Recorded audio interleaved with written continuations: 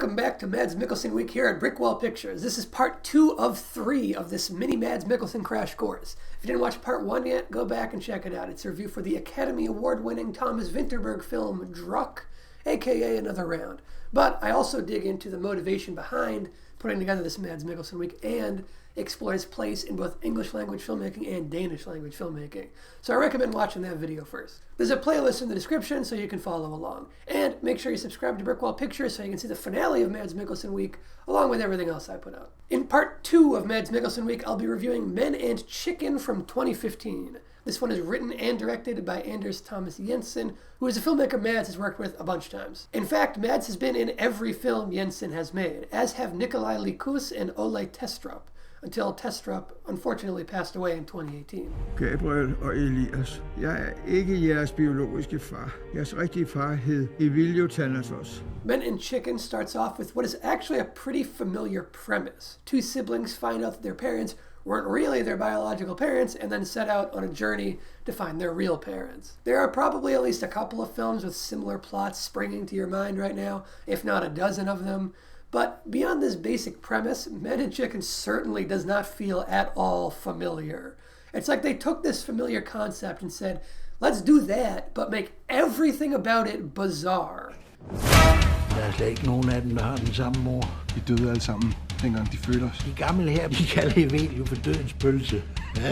Ja, humoren, den er sådan lidt en til en her på øen. This is an extraordinarily strange movie, and because of that, it's a bit hard to recommend to the average moviegoer, and it has proven to be a little bit divisive amongst audiences.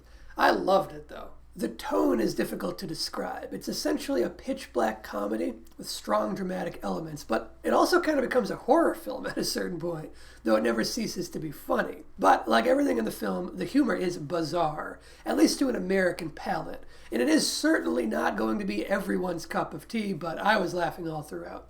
The sense of humor is somewhat similar to other Danish films, like the aforementioned Adam's Apples from the same director.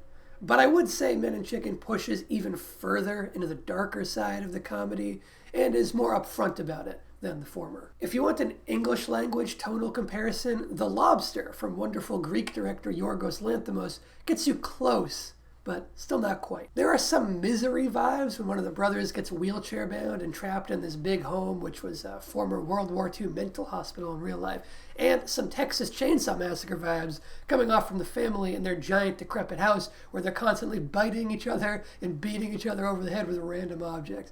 It's both funny and mildly disturbing at the same time in a handful of spots throughout the film. And when I say the film is a dark comedy, I mean that it is very funny and also very, very dark. Mads is just instantly funny in this. One look at him with his wide-eyed, bewildered look was enough to get me laughing. He doesn't even need to be doing anything in particular.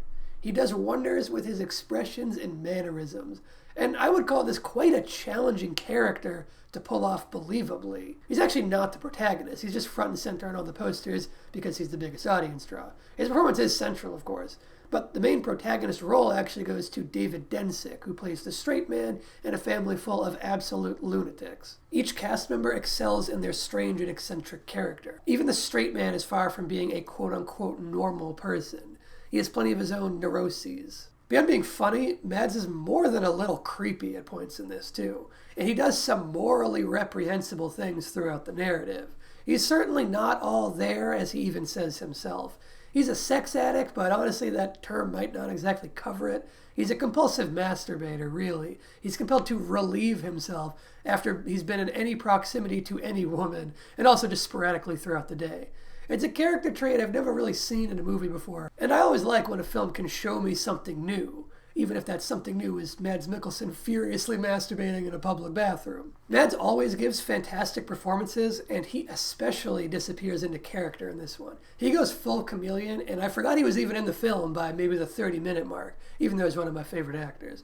I only ever saw the character. It's a part that really allows him to transform and feel like a different human being altogether, aided in part by some truly excellent and subtle makeup and prosthetics for the whole cast. Without spoiling anything, I guessed the big twist ending really early on, but it didn't hamper my enjoyment of the film whatsoever.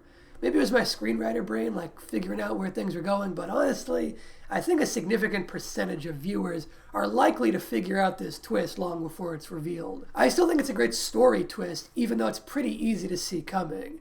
Guessing it so early on actually let me pick up on a lot of these little subtleties that you normally wouldn't be able to pick up on until going through the film for a second time.